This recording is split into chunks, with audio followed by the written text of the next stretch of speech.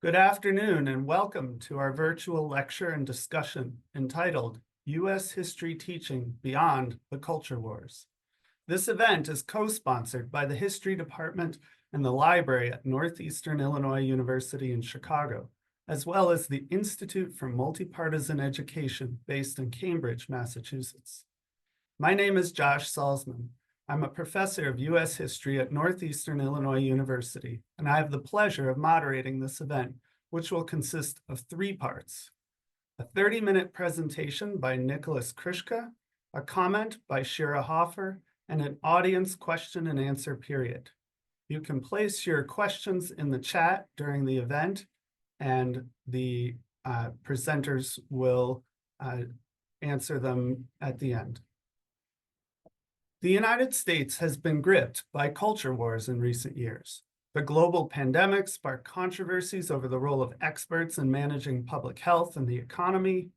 A series of police killings of African-American citizens helped fuel a great awakening in which progressives determined to confront racism and sexism, and Donald Trump took over the Republican Party and forged a new brand of populism. Amid these clashes over the nation's present, many political pundits have raised questions about what educators are teaching children about the nation's past. Progressives have voiced concerns that U.S. history curriculum is whitewashed and should more directly center issues of racism and slavery. Conservatives, in turn, have claimed that students are being indoctrinated with progressive propaganda. 2 years ago, the American Historical Association set out to determine just what was happening in our nation's classrooms by conducting a substantial nationwide study of how schools are teaching U.S. history. Our speaker today led that study, and he's here to share his findings with us. Nicholas Kryczka is a scholar in residence at the Newberry Library in Chicago. Between 2022 and 2024, he was the research coordinator and lead author for the American Historical Association's nationwide study of secondary U.S. education, the topic of his talk today. Nick earned his PhD in history at the University of Chicago, where he worked subsequently as a postdoctoral teaching fellow. He's also worked as a lecturer in American Studies and American Politics at Lake Forest College. Previously, Nick taught high school social studies for a decade in the Chicago Public Schools and has developed K-12 history curriculum for the Newberry Library and the Chicago Collections Consortium. Nick's work has appeared in the American Historical Review, History of Education Quarterly, the Journal of the Illinois State Historical Association, and Time magazine. Nick is currently working on a book under contract with the University of Chicago Press about the history of school reform in late 20th century Chicago. Welcome, Nick. Thanks, Josh.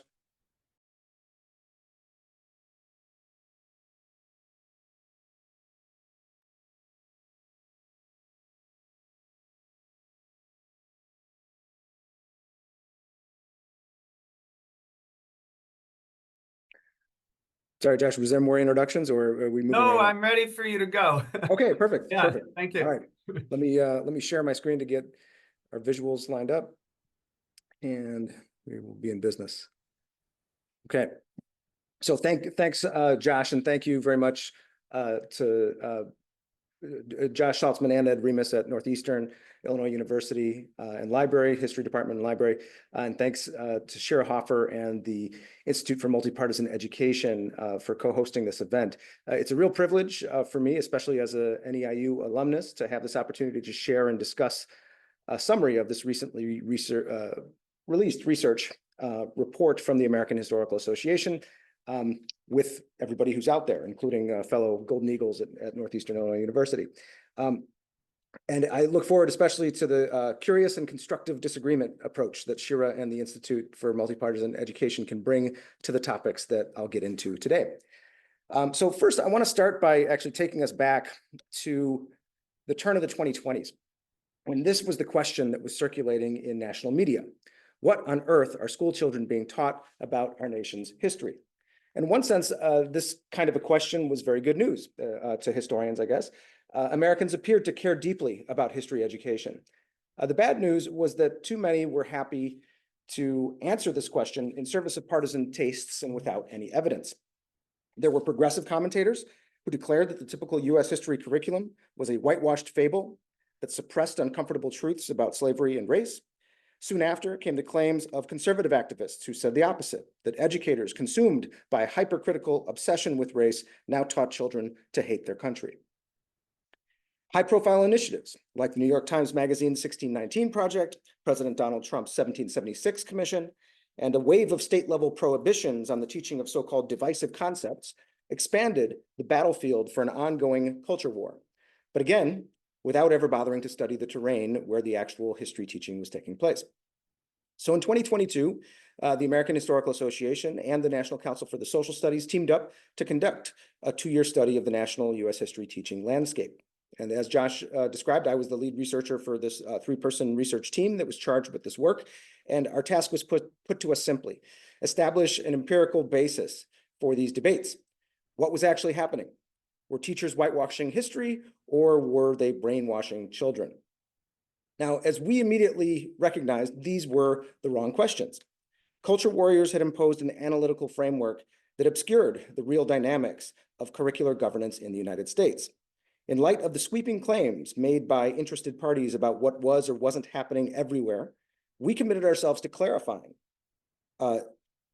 what many of you who are watching probably know quite well, which is that in the American educational system, diverse, devolved, and dynamic, there are as many points for decision-making about history curriculum as there are states, as there are districts, as there are schoolhouses, and as there are school teachers. So our mission was to shed light on these various layers, levels, and also to say something about how these sites of authority interact to determine the character of instructional materials. So first, to how we did it. What we did is effectively combined a 50-state study of standards and legislation with a 9-state deep dive into local curriculum. And so for our national picture, we appraised state standards in US history in all 50 states and the District of Columbia, conducted surveys and interviews with state curriculum specialists. So these are the bureaucrats who work in the state education agencies and are charged in some way or another with social studies curriculum questions. And assembled compared courses of study and assessment requirements across all those same 50 states, and assembled a database of 877 different pieces of legislation related to US history teaching dating back to the 1980s. So this is the way we tried to capture this kind of national patterns context. But as we knew, so much happens at the local level in the American context, and so we wanted to dive into local conditions. So we chose those 9 states that you see highlighted on the map, and if you can't tell what they are Washington, Colorado, Texas, Iowa, Illinois, Alabama, Virginia, Pennsylvania, and Connecticut. And I can say more later about the choice of those sample sites. But in those 9 states, what we did there was fielded a survey answered by over 3,000 middle and high school US history educators, interviewed over 200 more, and collected tens of thousands of pages of in-use instructional materials from small towns, suburbs, and big cities. And when I say instructional materials, this means basically anything that we could get our hands on that either teachers were told to use or teachers told us that they use. So for interview subjects and for survey respondents, as well as the curriculum materials we collected, we set targets in each of those 9 states, as well as a representative distribution of school district locale types is what they call this, meaning rural, small town, suburb, or city. And you can see here how that broke down across all of the 9 sample states that we studied, both in terms of the interviewees and the survey respondents. You can also, I have a little extra data I can share here too. You can see the spread of race, income, and enrollment that characterize the actual school settings, so the schoolhouses in which the survey respondents worked, and the school district settings, the district in which those respondents are employed.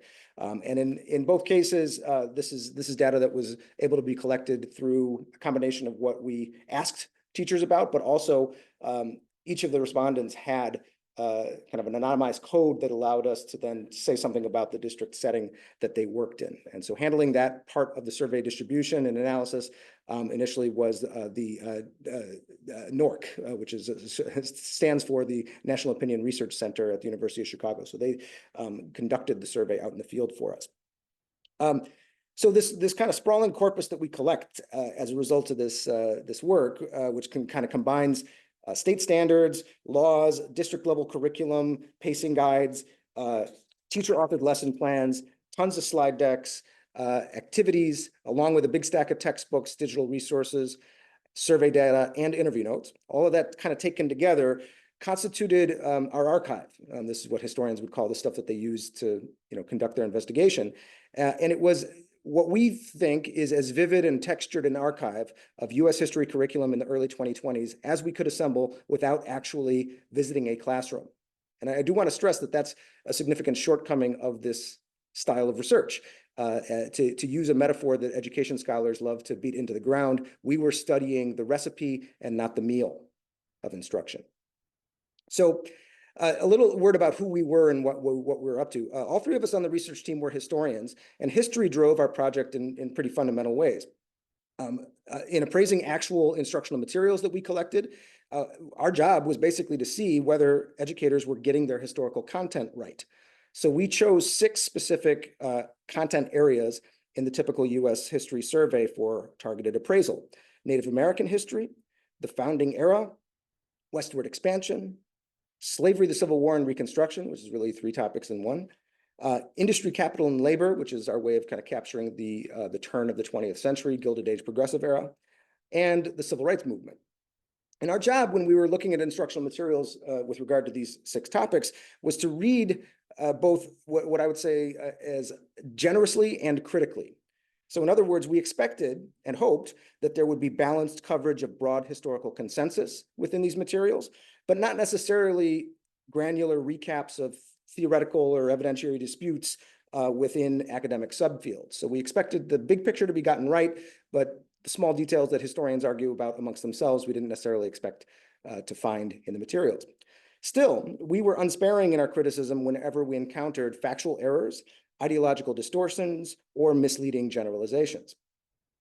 So that's the main way that history matters in this, is that we were basically in there to be the kind of history police and say, do they have this right? But history mattered to us as context also. So I want to say a word about this. In order to portray the social worlds in which teachers that we were interviewing and surveying actually answered our questions and chose their materials, we really wanted to historicize them. We wanted to historicize the contexts, the layers of policy, ideology, and technology that were clearly bearing down on the daily work of teaching. So history education's role is a kind of culture war football. This certainly has its history, of course. There's some great books out there if you want to read about previous iterations of the culture war surrounding American history.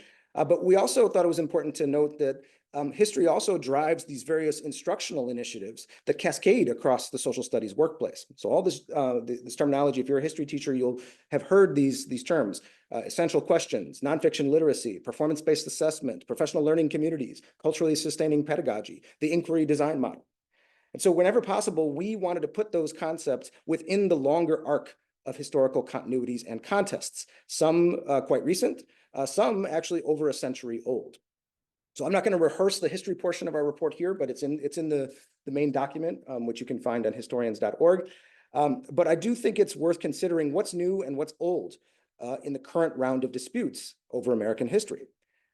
So certain features of, excuse me, the US history landscape actually appear pretty hardwired. Typical course sequence across states, which you can see color-coded here, is not all that different than it was 80 years ago when a different team of American Historical Association researchers conducted a similar study. So in that report from 1944, you can hear them talk about, well, it seems that most students are exposed to US history for the first time in 5th grade, and then again in 8th grade. And then for those that go on to high school, once again in that sequence. And sure enough, that's pretty much how the course sequence is still structured today. So that's kind of a durable feature of the American curriculum with regard to US history. The other thing that I think is pretty steady is this basic rationale for teaching US history, which is to effectively instill in students a sense of belonging to the nation and to prepare them for participation as citizens of a republic. And so just to kind of prove that point, I'm putting side by side here a quote from Horace Mann, the granddaddy of common schooling back in the 19th century in 1845, explaining that self-government as is the kind of ultimate outcome and goal of public education, is an apprenticeship that must begin in childhood, and that learning about history is part of that apprenticeship. Here we are on the other side here in 2013 from Kathy Swan and her co-authors of the College Career and Civic Life Framework, which was a kind of a multi-authored framework document for social studies standards that was issued out in the 2010s, very influential on state agencies determining their social studies. And again, same idea is there, is that our republic will not sustain unless students are trained in this, this approach to social studies thinking. So that rationale is pretty consistent. However, one thing we kind of point out is that, you know, the political realities of either civic participation or political belonging, these things change over time. And so what it has, as this has changed, so also has the language that Americans use to frame the value of history education. So you get these watchwords in different eras of American history. Back in 1899, you get a tolerant patriotism. In the middle of the 20th century, you get world-mindedness. In the turn of the Y2K 21st century era, you get college readiness becoming this, this really obsessive phrase. And then by the 2010s, you get equity and inclusion as another emphasis for this kind of civic-minded definition of what social studies is for. And what I'm going to suggest is that a lot of these keywords, whichever era they come from, are kind of shallow in terms of how they actually affect instruction. But they actually do provide the ground on which different political factions and professional constituencies will do battle over the control of the curriculum. So one place, I'll just take a quick excursion to the state level here, and I can show you where we see some of these waves of ideological emphasis as expressed by state legislatures. So when lawmakers decide that they're going to respond to state-specific constituencies or talk with regard to bigger civic and popular media events, you can see that kind of inscribed in the school code. So for instance, well-publicized waves of elite anxiety about average Americans either being politically disengaged or civically ignorant or fractious and misinformed. These drove clear spikes in new civics education mandates across the early decades of the 21st century. So you have multiple waves of state legislation mandating new civics requirements, and also a kind of a seeding of civics nonprofits across these early decades of the 21st century. Even more prolific is the long tradition of what are now called inclusive history mandates. Various efforts to specify diverse subgroups for mandated coverage in American history curriculum, which you can see here. And each of which have their own interesting and sometimes peculiar historical and regional context. So I'll share a couple of items to elucidate that a bit. So take laws encouraging the study of Hispanics or Latinos in American history. These cluster primarily in states with histories of either Spanish colonization or Latin American immigration. You can find mandates to cover French-speaking heritage in states where there were French-speaking settlers. So Louisiana, Vermont, and Maine stand out as places where you have that. Holocaust education laws appeared earliest in states with established Jewish populations and alongside the opening of the U.S. Holocaust Memorial Museum and the release of the film Schindler's List, both in 1993. African-American history mandates are among the oldest and most widespread, with 25 states having a legislative action to that effect. 3 states have something called an Amistad Commission on African-American history, which originated around the release of the 2002 Steven Spielberg film by that same name, Amistad. One of my favorites is 2001 New Jersey law requiring Italian-American history, which seems to have been motivated by a desire to combat ethnic stereotypes depicted on The Sopranos. So for as fun as this kind of legislative research is in uncovering trivia, one of the more important claims that we make is that it's actually a mistake to look at state legislatures or even at state standards to understand what teachers are teaching.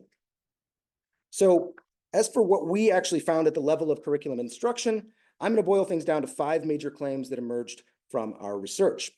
So first off, first big claim, apathy, not activism, is what many teachers spend their time trying to overcome among students and parents. With the exception of some definite hotspots, teachers we engaged with don't typically encounter politicized pressure at their job. Far from fending off throngs of critics, typical social studies teachers struggle to get parents, students, and even administrators to care about history at all. Asked to explain why certain topics might be a challenge to teach, time constraints and lack of student interest were the leading reasons, not political controversy. Only 2% of surveyed teachers reported that they regularly faced direct criticism related to the way that they teach topics in U.S. history. When asked to describe how their subject was valued in their school district, teachers echoed each other's favorite euphemisms, saying that history was placed on the back burner, it was always an afterthought, or that it was the redheaded stepchild of the curriculum. Now, these data will give cold comfort to those who have the misfortune of working in school districts where overbearing administrators or a set of organized activists have pushed an ideological agenda, or where an ambient sense of political pressure has spooked teachers away from topics that they now perceive as controversial. Stories of political pressure that we encountered were almost always localized, expressive of the class cleavages and partisan preferences clinging to school district boundaries. In some liberal affluent enclaves, teachers reported exhaustion with stifling anti-racism initiatives launched by their administrators. In some conservative hotbeds, social studies teachers spoke of being aggressively targeted by local activists acting as self-appointed deputies of state-level anti-critical race theory legislation.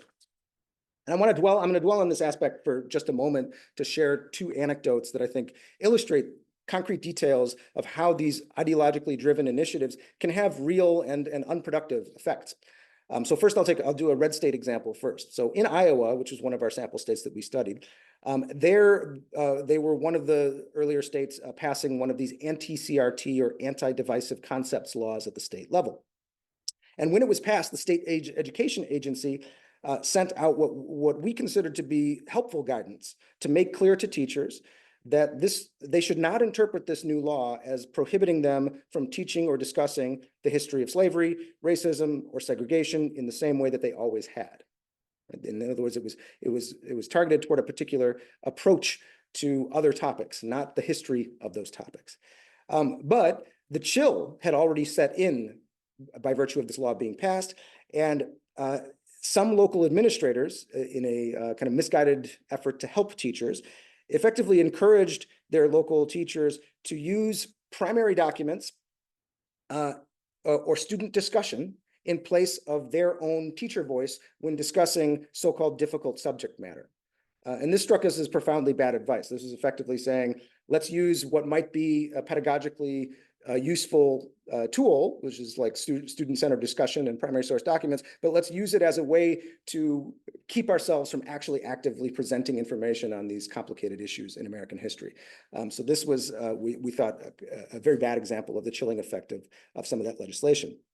To turn to a blue example, let's take Washington State. In Washington State, there was a state-issued and widely used anti-bias rubric, which teachers in multiple districts had access to.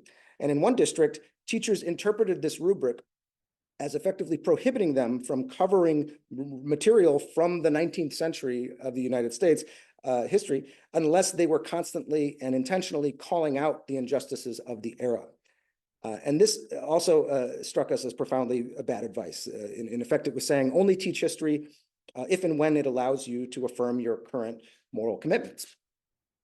So both of these topics that are kind of hovering around both of those examples, either the perceived excesses of progressive anti-racism within American institutions or the perceived excesses of conservative activists who oppose it, this has fed kind of a small boom of field guides and first draft histories of the culture wars of the 2010s and 20s.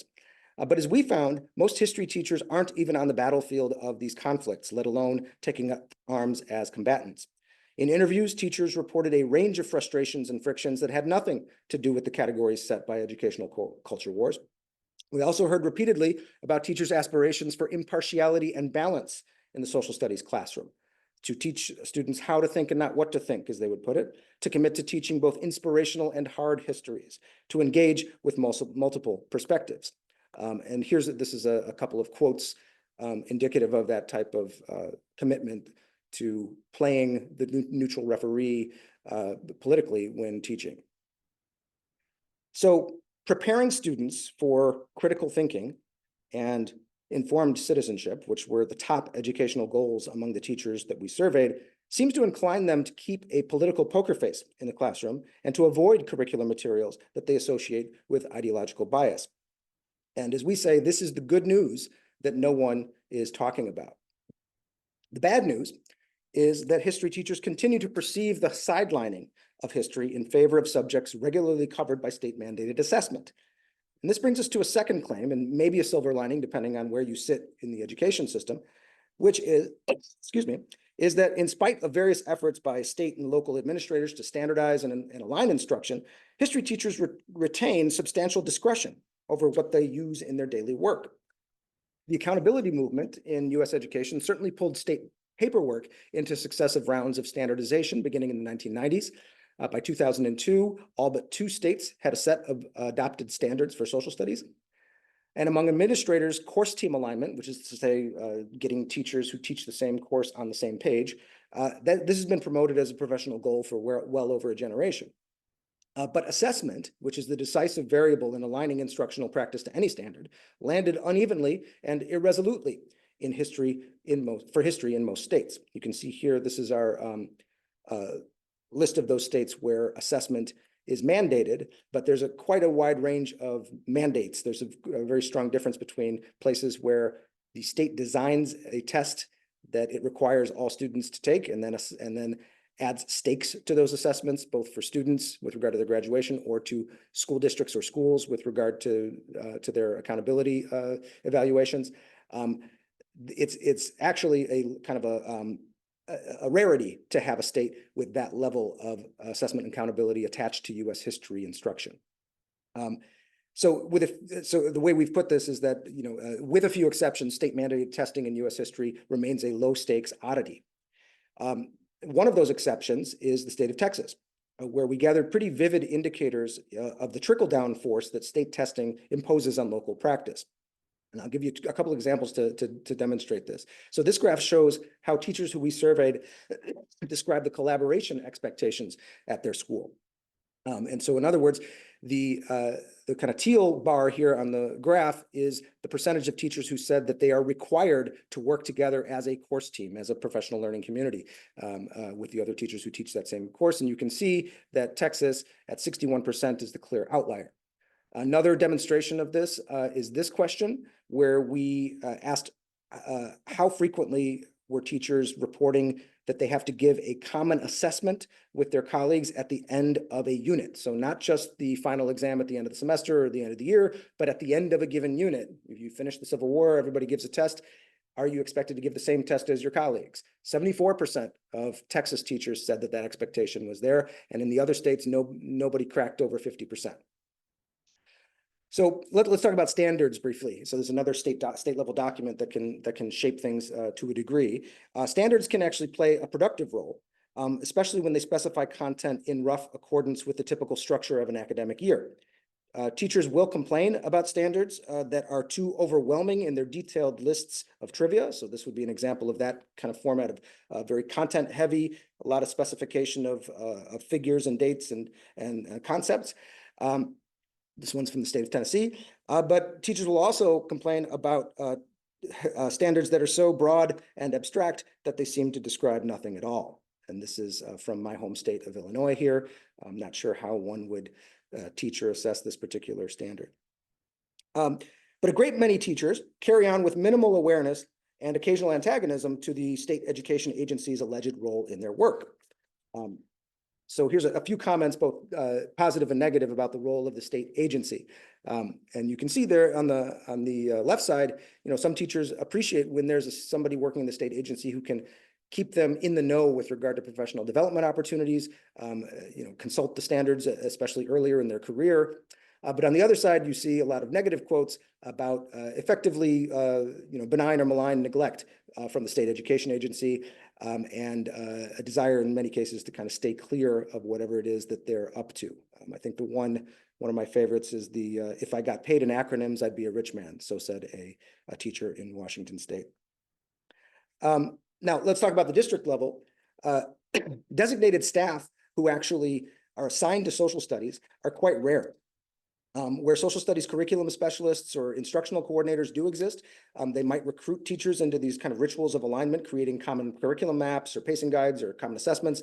But in interviews, even district level administrators confessed that history teachers, especially high school history teachers, will resist directives that they find onerous or invasive. So this is kind of the true confessions slide from district level administrators who effectively are admitting that their ability to actually command and control instruction down to the level of the classroom is not existent. And this was something that came across even in both kind of states with high labor density and right to work states. Now, occasionally, these tugs of war revealed deeper contests about the purpose of teaching history, with disagreements visible between management and labor. Among curriculum coordinators, which is a job description that has surged in the 21st century, an emphasis on skills of literacy, inquiry, and argumentation prevailed. And history teachers certainly spoke in similar terms in many cases, but teachers often also identified as history nerds, which is to say experts in their subject and sometimes skeptical of pedagogical novelties. Some social studies coordinators, say administrators, experienced frustration with teachers who they described as loving their content more than they seemed to love the latest instructional shift announced by the district office. Other administrators, hoping to introduce big changes, had learned to lower their expectations as they waited out the next wave of teacher retirements. In an unexpected twist, some administrators actually found that recent rounds of politicized pressure on social studies can grant them new leverage for enforcing alignment with their expectations. So this is an example of a quote from a Virginia administrator made clear. We told teachers, in this world of controversy over what we are teaching, one thing, if you want to ensure we're on your side, always use our materials. So this was a surprising finding to us that in some cases, administrators are using a kind of sense of panic around culture war as a way to reinforce alignment to district expectations. Still, behind this closed door of the classroom, teacher autonomy prevails. So the question is, what then do teachers do with all this discretion? And our third claim might seem a little counterintuitive, given this, these localized structures of governance, infrequent common assessment, loosely coupled chains of management, but nonetheless, history teachers end up on a common ground of instructional material, choosing and using many of the same items as their peers across the national landscape. So traditional textbooks are moving to the margins of history instruction. Although we did go ahead and do our diligence and reviewed middle and high school products from the so-called Big Five publishers. Those are McGraw-Hill, Houghton Mifflin Harcourt, Pearson Savas, National Geographic Cengage, and TCI. But the eclipse of these products is not because of the perennial blame that they receive for either being too bland or too biased. It appears driven chiefly by technological context. So we have a relentless push for so-called one-to-one computing, learning management systems, or LMSs, and the availability of so-called OER, open educational resources. On top of this is a growing perception, which we heard reported a number of times in our interviews with teachers, a perception among teachers that the current generation of students are either unprepared or unwilling to read at length. So because of these various conditions, 32% of teachers surveyed say that they never use a textbook. And those that do are much more likely to describe them as a reference than as something that they assign regularly in class or for homework. So important regional variations notwithstanding, U.S. history teachers draw from a common pool of sources and activities, accessed chiefly by no cost or free online platforms, but also by some that are licensed by the district. So we can see here, these are teachers reporting their access to these paid resources, and one of these kind of content aggregation source, Newzella, is the leader of the pack in these paid and licensed products. But the best price for anything is always free. And this graph shows us the reported usage and recognition of these online no-cost resources. And on that list, the kind of highest rates of recognition and usage clustered around federal museums, archives, and institutions. And you can see that there with National Archives, Smithsonian, Library of Congress, National Park Service. Also up there would be PBS as another kind of trusted source of instructional material. But also near the top of the chart are two names that I'm going to give, and I don't know if how many of those watching today are history educators, but if you're not, you might not know these names. But the two names are Sam Weinberg and John Green. Sam Weinberg is a cognitive psychologist and a professor emeritus at Stanford University, who is the founder of the Stanford History Education Group, or SHEG, although it's recently been renamed to the Digital Inquiry Group, or DIG. And the other guy, John Green, is a fiction author and YouTuber, and the creator behind the Crash Course U.S. History series. And I think these two products, the SHEG, the Stanford History Education Group, and Crash Course, are really good shorthand for kind of split personality of classroom history. So in SHEG, you have these kind of modular reading like a historian activities, which exemplify the so-called document-based inquiry genre of instruction. Meanwhile, Crash Course videos effectively pick up where textbooks left off, carrying on narrative exposition, but with a good deal of snark and flash, which some teachers said they found entertaining and others found too fast for their students or too annoying to put up with. So in SHEG, there's a definition of history which understands it as a way of reading and arguing about documents. In Crash Course, history is a dynamic narrative, a fast-paced story with plot points and key characters. And the successful history teacher, of course, does both, tells a true story and teaches students about something about how true stories are made. But true stories rely on good questions and good sources. And this brings us to another claim of ours, which is that over the course of this study, we endured prolonged exposure to a variety of bad questions and dismembered documents that leads us to believe that there may be some collateral costs to the otherwise productive focus on inquiry in the history classroom. So if we go back to the dawn of this century, the new angle from cognitivists like Sam Weinberg and others promised a productive shift in social studies education. Rather than having endless battles over which history was going to be taught, educators would change the subject to a discussion of why history should be taught and what its component skills were. So teachers suddenly had clearer guidance and more sophisticated resources to help students inquire, think, read, and argue like historians than ever before. And this emphasis on inquiry and literacy kept the culture wars at bay in the early 21st century. So there was a famous 1994 iteration of the culture wars over these voluntary national history standards that were developed with a grant from the National Endowment for the Humanities and then torpedoed by the chair of that department, Lynn Cheney, which ended them basically produced a lot of negative publicity around these documents. So historians, history educators, social studies experts were kind of once bitten and forever shy with regard to enumerating content as a result of this 1994 debacle. But the other thing that this kind of more skills-focused approach in history teaching brought about was a kind of a compatibility with the new national initiatives like No Child Left Behind, Common Core, and Race to the Top. And these were, these kind of higher stakes accountability initiatives coming from the federal government, which had an intensive focus on nonfiction literacy. Social study standards in multiple states now echo the 2013 College Career and Civic Life, or C3 framework, which centers inquiry as both process and goal in social studies education. Now, on the ground, however, inquiry doesn't always match the ideal form. In typical document-based lessons, sources will sometimes come plucked from original contexts, trimmed to snippets, and even altered by AI. Instead of a textured and stirring encounter with the past, many lessons are designed toward more instrumental outcomes.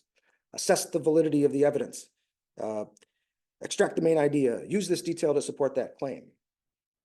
Meanwhile, prompts that organize inquiry units will often soar in the opposite direction, posing so-called compelling or essential questions that raise the stakes to civic, moral, or even metaphysical dimensions, deciding how democracy should work or whether compromise is fair. These are certainly compelling questions, but they in many cases ask too much of the historical documents under study. Other inquiry activities wedge historical actors and events into forced choices between blunt dichotomies, triumph or tragedy, hero or villain, reducing history to a set of positions that one must take and defend. So what we think, and we've written a couple of articles to this effect, is that we need kind of a renewed and ongoing dialogue among historians, educators, and the public that can sharpen our collective understandings of the difference between good historical questions, ahistorical questions, and the questions that history won't answer for us. And this brings us to my final claim, which is that teachers desire and deserve more high-quality, content-specific professional development. Teachers who took professional development trips, often organized by organizations like these, spoke fondly, glowingly of the sense of enrichment and community that they had gained. But experience with these opportunities was uneven, with descriptions of access, approval, excuse me, and funding for history PD varying widely across district settings, except for the common refrain that district organized PD rarely focused on history content. And as for the details within our 6 content areas that we appraised, there's a lot to say about every one, but I'm not going to treat it in this presentation, but I'm happy to get into that during Q&A. A couple of things I will say in closing with regard to content. In our survey, we did ask teachers which eras and topics were top priorities for coverage, and we asked them which were their favorites to teach. And so the answers to favorites, which are visible here, do tell a story, points of common emphasis: the Revolution, the Civil War, World War II, and the Civil Rights Movement. So seen from one perspective, we might read this as a playlist of America's greatest hits: rejecting monarchy, abolishing slavery, fighting Nazis, ending Jim Crow. But inevitable triumph actually isn't the note that teachers strike when they say what they love about these topics. Some teachers certainly cited the value of learning about heroes and heroics, but many more teachers stressed the notion that these events were exciting, dramatic turning points, that they were full of contradictory and complicated politics, and that something about what Americans are today can't be understood without understanding those past events. Another point on content is that teachers don't express uniform confidence in their subject matter, citing areas of weakness on both ends of the American history timeline. You can see here, these are the topics that ranked highest as far as teachers confessing that they were challenged in teaching them because of their own lack of preparation or background. And 6 of these out of these 10 are post-civil rights era topics, which may speak to when teachers got their teaching degree and took classes, but also this kind of rush at the end of the school year that often happens to try to get past the Vietnam War. So in the end, our report suggests that Americans should effectively be reassured to learn that most curricular materials are perfectly defensible against charges of either chauvinist mythology or liberal indoctrination.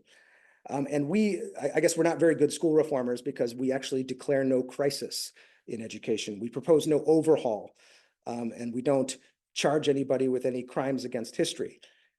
Instead, we make a pretty strong case that we, meaning historians, education scholars, and teachers, need to help education reporters and pundits to actually change the subject.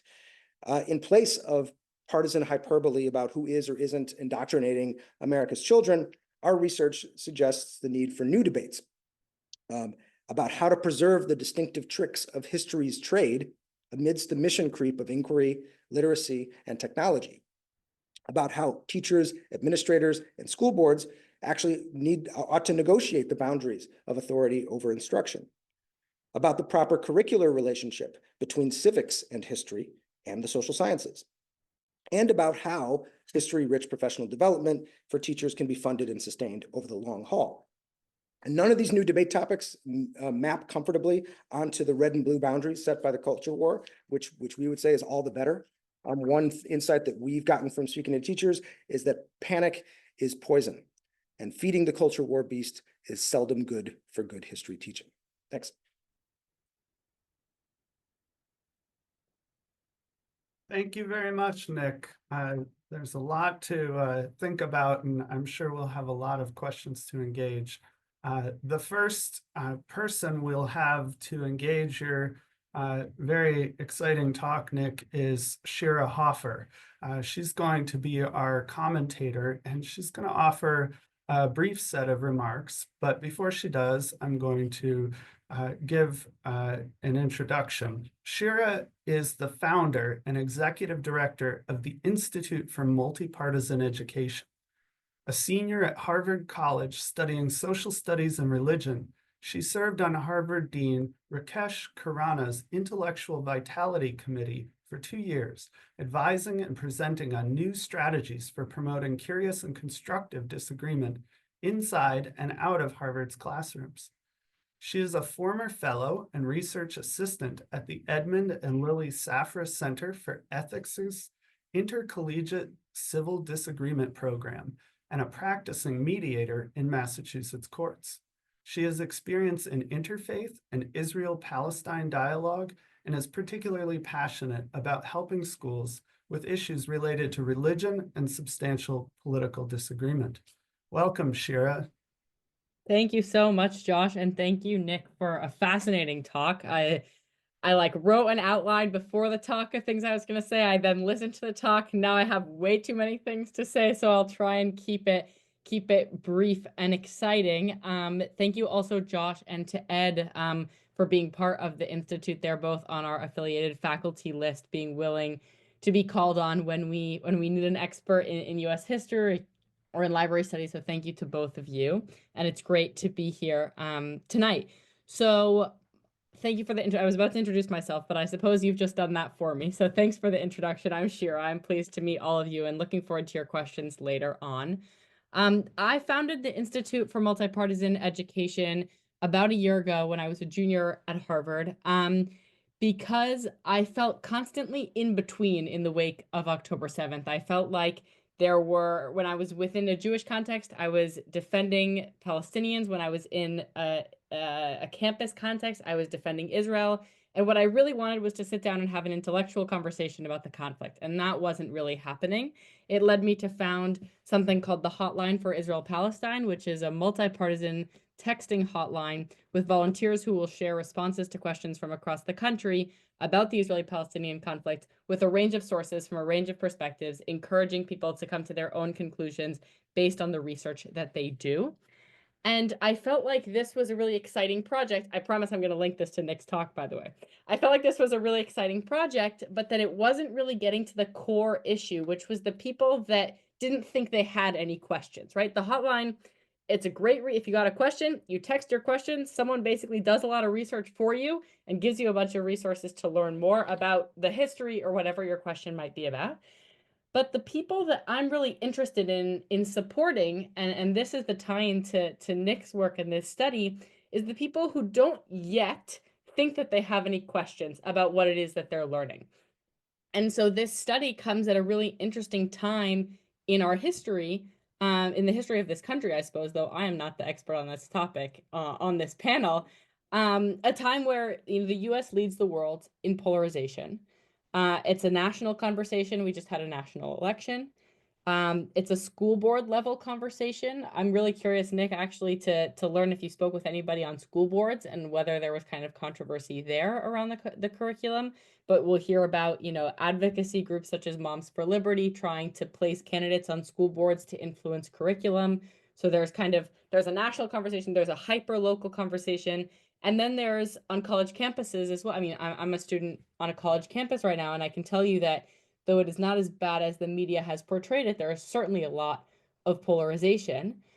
And what it seems like this study finds, Nick, is that polarization is not coming from or to history classrooms, which I think has huge implications possibly for how we might start to solve some of this polarization that we're experiencing. The way that we at the Institute for Multipartisan Education kind of lean into conflict is with curiosity. So we've basically identified these 4 categories: neurological, cognitive, social, and moral factors that make leaning into these really hard issues like race, like gender, like the Holocaust, all of these kind of hot button topics that come up. Our bodies and our world are kind of working against us when we're trying to have curious disagreement about these topics. One example that we like to give is when you walk into a room and you see a chair, you just sit down on it, right? You're not going to examine its structural integrity. You're not going to wonder, will these legs hold me up? It's because of a process called heuristics, which are shortcuts that your brain makes in order to incorporate what you see into the world that you know. And it's really important because it would be a huge waste of time if we assessed every chair that we saw to sit down in it. But what unfortunately happens is that this biologically advantageous process spills over into things like hearing a couple of words and having a knee-jerk reaction to all of the connotations of those words and who said them and what context they said them in, and making a snap judgment, this is good or this is bad. Or seeing somebody of a particular race at a particular time and deciding that that person is a danger to you or to people around you. These heuristics, when they go too far, lead us to be not curious to learn more, but rather to kind of shelter within ourselves and stay in kind of the comfort zone of our own perspectives. So I'm really curious about, no pun intended, actually, about kind of the role of curiosity and conflict in history classrooms across the country. And that's something I want to ask you about. And how, if really the conclusion is actually only, I think you might have said, you either cited this just now or earlier, but you talked about only 2% of teachers kind of fear pushback. But you'll have to correct me on the statistic, but like 2% of teachers felt like they didn't get into difficult topics because they feared pushback or something related. And I'm curious about that because there's so much polarization everywhere else. So maybe I have a series of questions, but maybe my first question is kind of, do you really think that the outcome, that this was a nonpartisan study, right? The goal it would have been unfortunate to have come to some conclusion like actually US history education is a disaster. And so I'm curious, is there really just the controversy that's happening, it must be happening somewhere else? Is that the conclusion? Or are teachers kind of really good at curious disagreement and so therefore they're kind of handling the polarization well? Or how do we kind of understand this study in light of what a lot of people are seeing as kind of this moment of national crisis? Yeah, thanks, Shira. That's a great question. I think, I'll work backwards to some of the other things you brought up, but on this question, so I do want to specify that particular survey question was about self-reported direct experience with political pushback related to the teaching of topics in U.S. history. And so what that data point shares is that very few teachers would describe their teaching career, whether past or present, as kind of awash in political pressure from administrators or parents. And that the much more typical experience that teachers have is this struggle to try to get people to care about history. So the reason that data point doesn't match, what a lot of national news media will describe with regard to the history wars, I think has a lot to do with how national media works. So there's and it isn't to say that journalists and education journalists aren't doing a good job. In many cases, they are. They absolutely should go to those school board meetings where there's a fractious disagreement about some sort of curricular question or instructional material. But the mistake comes when that instance becomes a proxy for this wave of crisis that's enveloping the nation. And our experience in surveying teachers and talking to teachers is that's a real mistake to kind of impose that news media version of the culture war onto the typical classroom in the United States. So I think that's how I would answer that. A couple other things you raised there. I agree that you asked specifically if we interviewed anybody who had been on a school board, and we had not. Although there were I did interview a couple of teachers who were in elected positions these were mostly rural teachers. So there's a couple who were like a mayor or a council rep in their town. But I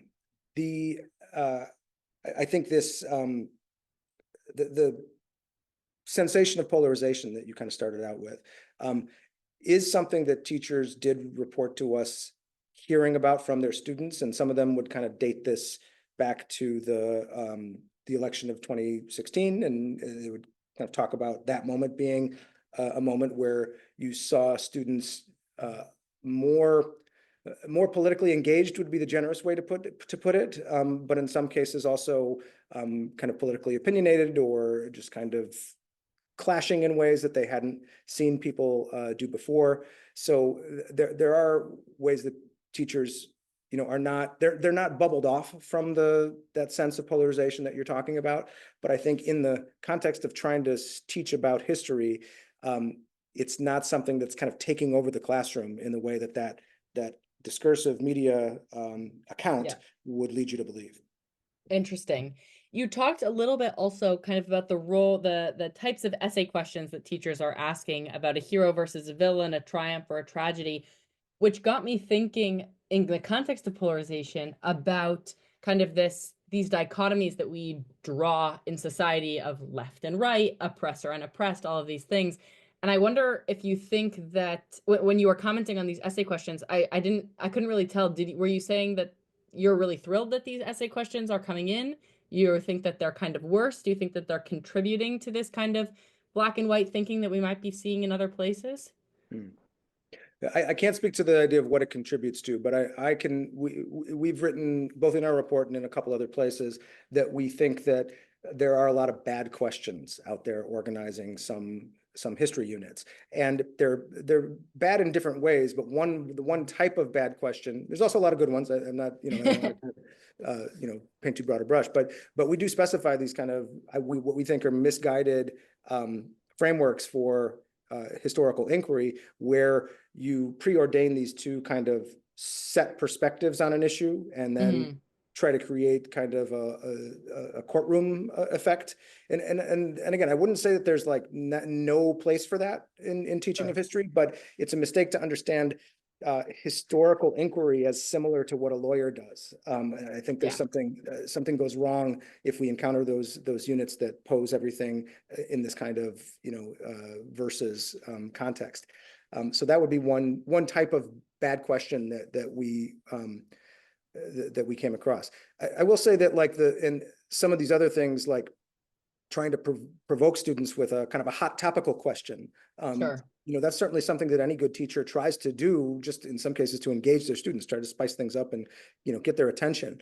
And it's certainly something I've done. So when we talk about the type of questioning strategies that we're critical of, we are not letting ourselves off the hook here. We're saying like, this is something any good teacher tries out and sometimes discovers a better questioning strategy. But I think similar to that kind of lawyerly approach, putting things in these really stark moral terms also leads you to a different type of reasoning. It's not this historical reasoning about cause and consequence, contingency and agency, structure and agency. Those are the things that historians argue about. And we think that's the type of thinking that you want to encourage your students to get a hold of if they're in a history class. I was thinking about when I took AP US History my junior year of high school, and we did a practice AP exam test question, which was, it wasn't, the question was, what was the cause of the Civil War?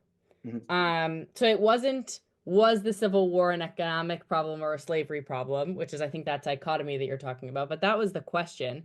And I remember my sophomore year in college, there was a big controversy because that question was on the exam, and people felt like anybody who answered that it was an economic problem was a racist. And there was like I thought it was fun. I just remembered kind of that question was an open question in my history classroom. And so it was interesting to see how different people are seeing that. And when you said that one of the tasks that you had in your study was to make sure that people were teaching history like that they didn't have any false information in their curricula. I'm wondering kind of how you defined, like, there are certainly things that are wrong. Like if someone said the Holocaust happened in the 1800s, they would be wrong, right? But a question like this, like what is the cause of the Civil War? Can you tell us a little bit more about how you determined like what was right history and wrong history? Yeah, that's a great question. It was not an easy thing to kind of restock ourselves with, because we did, I think I said this in the presentation, like we stopped short of, kind of expecting classroom, middle school US history to resemble the historiographic debates that happen in a doctoral seminar, right? Like we don't expect the same level of sophistication necessarily. But I think one thing we relied on heavily is that all of us, the team of the 4 historians who were working on this together, was to read up on what we call state of the field essays in our discipline. And there were some. There's one kind of big volume that we leaned on a lot from it was 2011 called American History Now, where the chunks of the American History Survey are split up into these different essays, and each essay is written by an esteemed historian of that subfield and basically recaps all of the major scholarly interventions, debates, and consensus, in effect, that existed at that particular moment of 2011.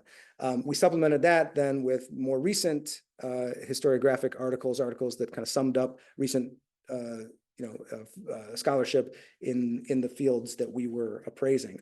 But even saying all that, it is tough to be the person judging whether the history that's in the curriculum is matching what the entirety of the historical profession says on something, because the historical profession doesn't speak with one voice. It is an interpretive enterprise that involves this type of robust questioning and debate.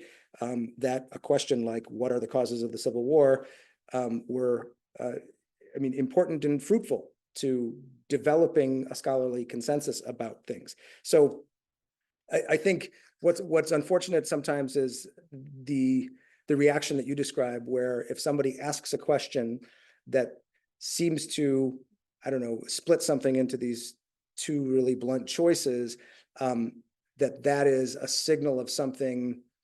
It's not really saying like, do you have the right answer historically? It's do you have the right answer, ethically or in some, by some other metric. And I think there is a wrong answer to what caused the Civil War. But how you narrate the right answer is a matter of mastering all these different debates that have happened among historians who are using evidence to make their case. Awesome. Great. Thank you so much. I think we should open it now up in the last 10 or 15 minutes to audience questions. Josh, what do you think? That sounds great, Shira. Thank you, Shira and Nick. Ed, would you like to field the questions? Sure. So we have a question from Lisa that I can go ahead and read.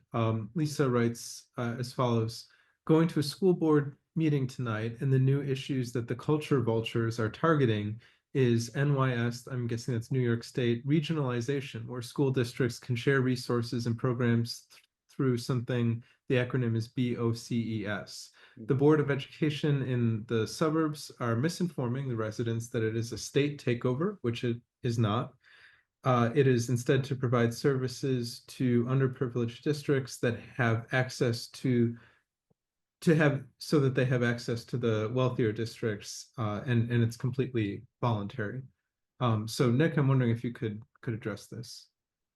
I'm not privy to the intricacies of New York State ed policy at the moment. I have heard of the BOCES, and the BOCES, or BOCES, that is an example of a kind of an intermediate institution that exists in a lot of different states, many of which emerged in the 1970s to kind of become regional processors of new federal education policies, both kind of disability rights enforcement and anti-discrimination stuff, post-civil rights. And they've, since that time, in many cases, become a little more, I guess you say, technically proficient, and they become clearinghouses for other types of services that schools might need, especially in rural districts, because of the kind of problem of a lack of density of access to resources. But I don't know. This question is maybe pretty specific to New York. I couldn't speak in any way about what is or isn't happening with regard to that level. But there are some states where that kind of intermediate state-ish agency will provide curricular resources to districts. But I'm not aware of any where they become a kind of a mandating body.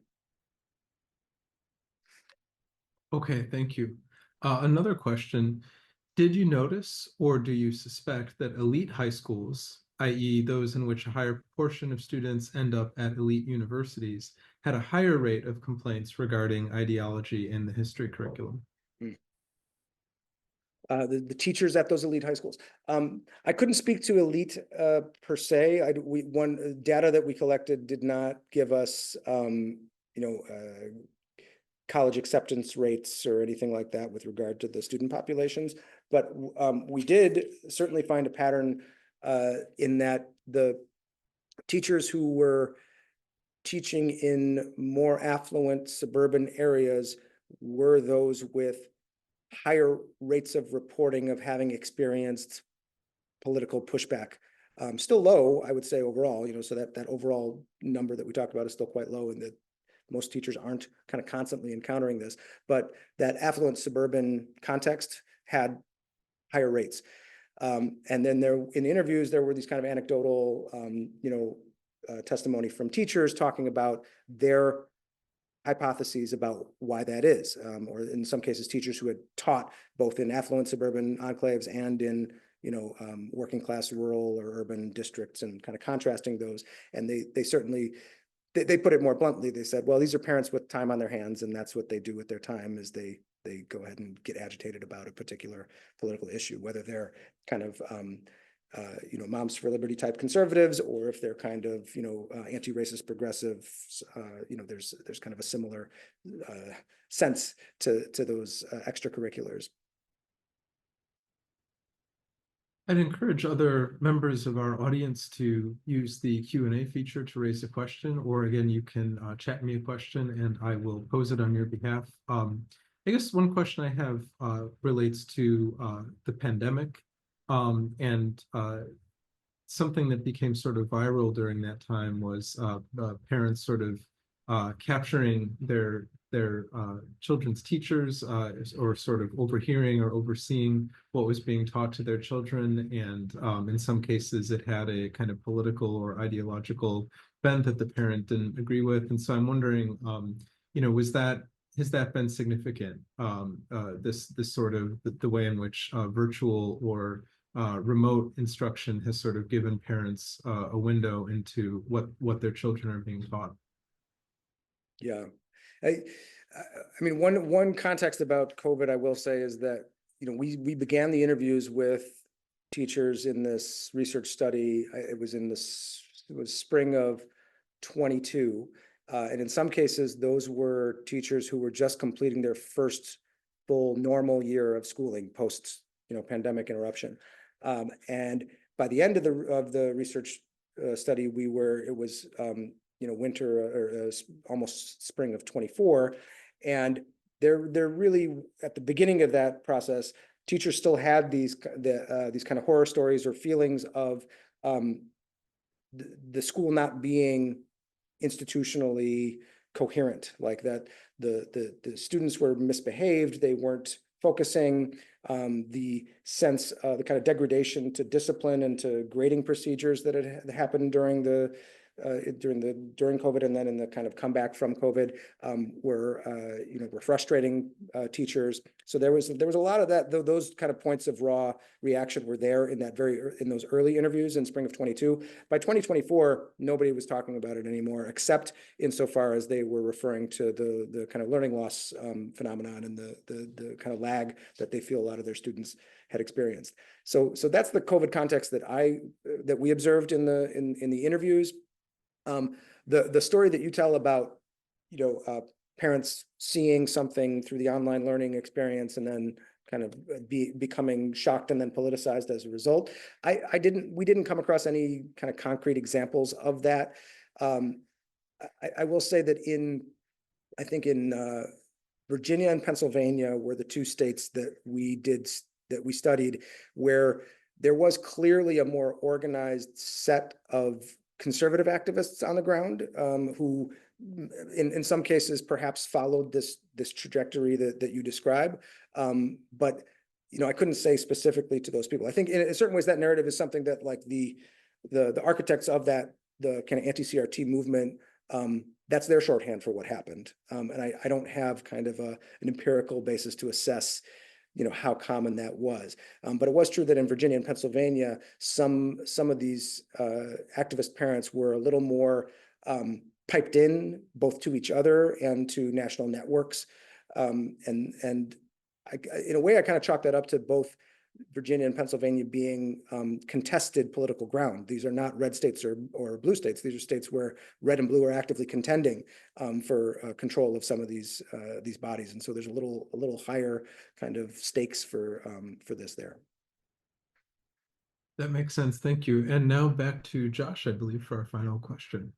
Hi, Nick. I had a question that's hopefully broadening and perhaps a little unfair, which is to what extent is this a story of historical exceptionalism as a discipline? That is to say, what if you were a representative from in a professional association of sociologists or anthropologists or biologists or some other field, and you were talking about how practitioners in the high schools in your field other than history were practicing their craft, and they were confronting issues of apathy and engagement.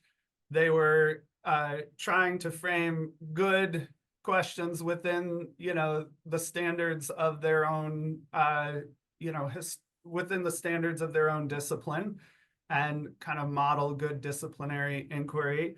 And they were trying to convince administrators and, community members and politicians that there's a value proposition to students spending time studying their subject.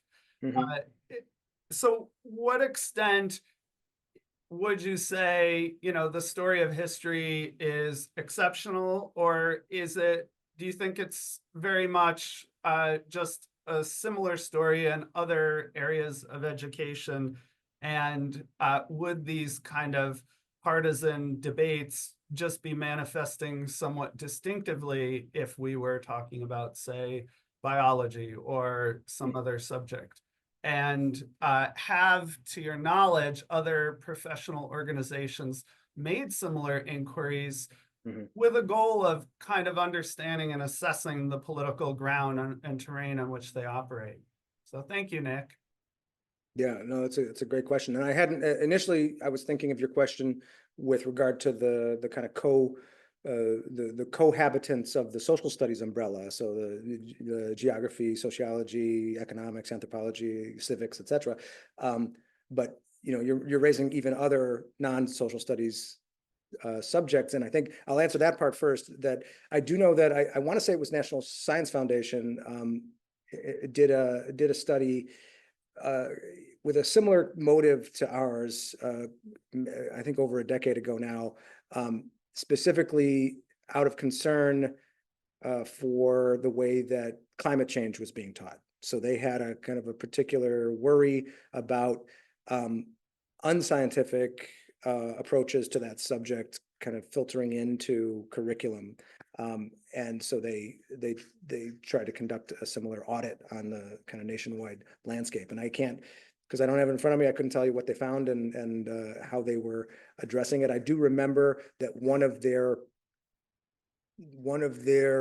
I guess, kind of action items after that study was that it was unhelpful to have a national organization kind of issue scolding remarks about a particular, local curricular product or initiative, that instead it was important to build networks of locally trusted authorities, which is to say science teachers and even people in the community, religious leaders, etc., who could work together to talk about how the subject needs to be taught with integrity. So that seems like a good piece of advice to transfer to other subject matters, I think. But and I'll just say that like I think one of the other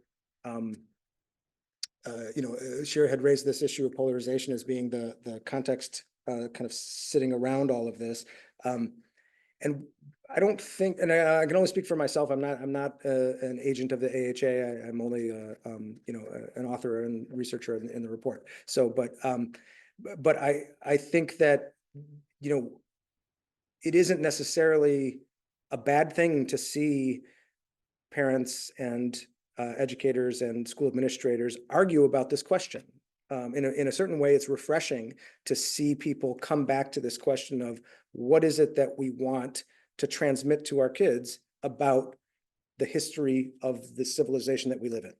And and to have that conversation, that debate with the insight of professional historians and the disciplinary skills that we have, I think is a really, it's better than some of the debates that I had described earlier, where you just kind of change the subject and say, well, let's talk about skills. And let's kind of pretend that this is just education is just kind of a technician's game where we're going to teach everybody to read critically or closely or something like that.